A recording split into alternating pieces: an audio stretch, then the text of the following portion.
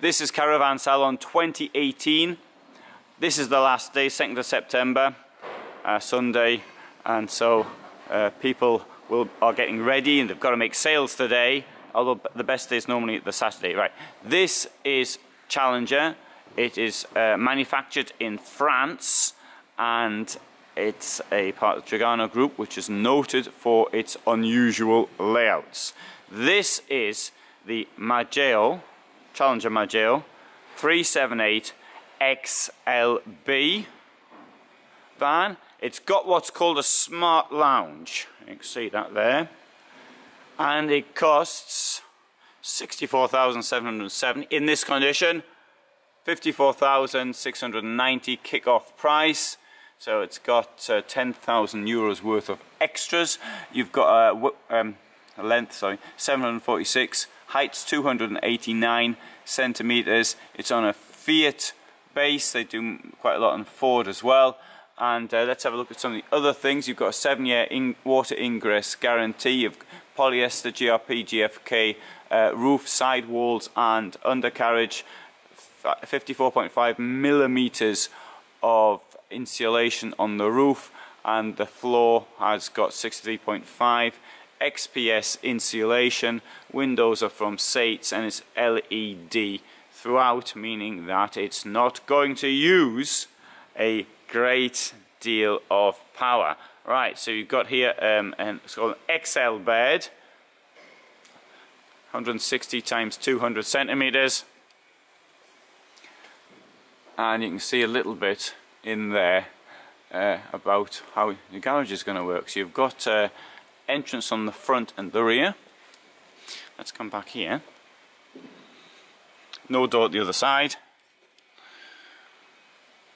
That shows you some of the bed mechanism.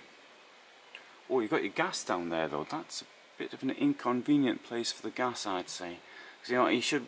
I don't know if everybody does this, but I suppose you should really turn your gas off there when the vehicle's in motion.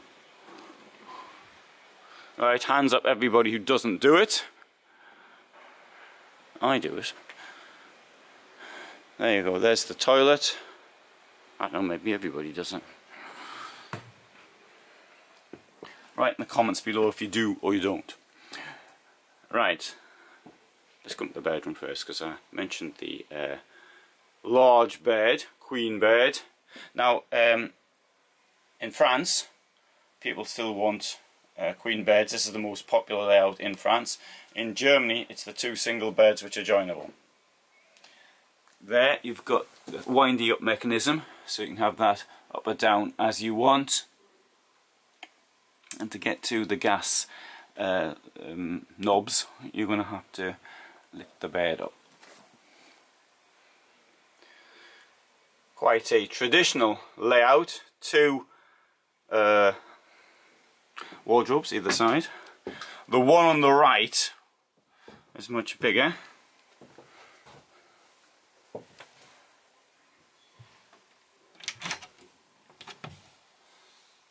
And they've got some of these things to put on the thermal blinds, to put on the windows of the van.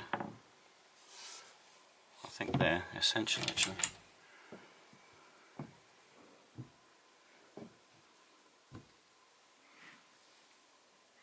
There you've got the toilet, there's a door, a slidey door, shower on the other side, and obviously the slidey door will be necessary when there's somebody sleeping up front out there.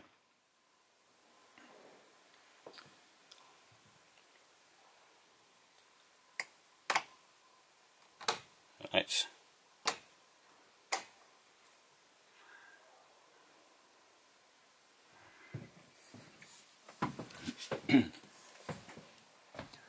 Right, one, that's a single bed, I think.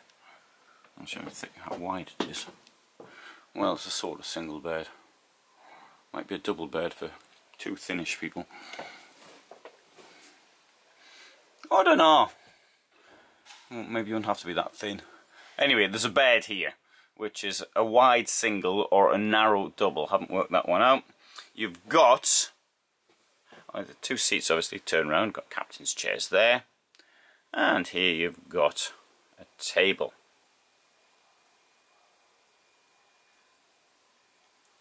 It's a big table. That's only half of it. It'll be double the size.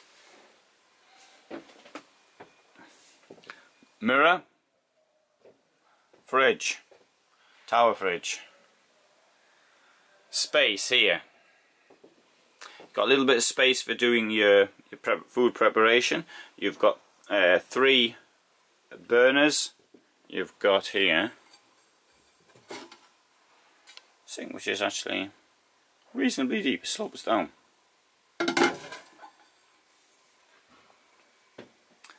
Lockers there. And obviously these lockers here come down with the bed.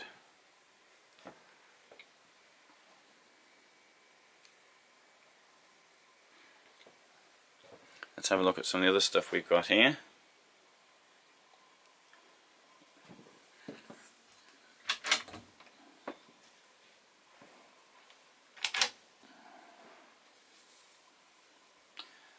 Fair bit of storage in there for your beans and other things. It's often the space around the sink. Obviously this is a problem with how well the sink comes down. You need somewhere for the water to drain off, and you need that thing at the bottom there, the name of which I've forgotten, and that often turns out to be dead space around it. But in this case you can actually still use the space around it for stacking things, which is something I think is quite good.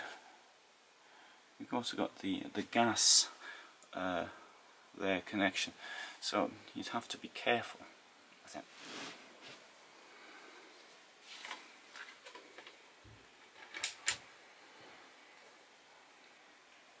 Step up to the driving passenger position, and this table moves up or down.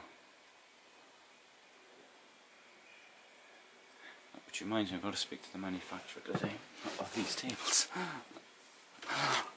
Oh, another thing, you've got a kitchen. I think this is really a kitchen extension.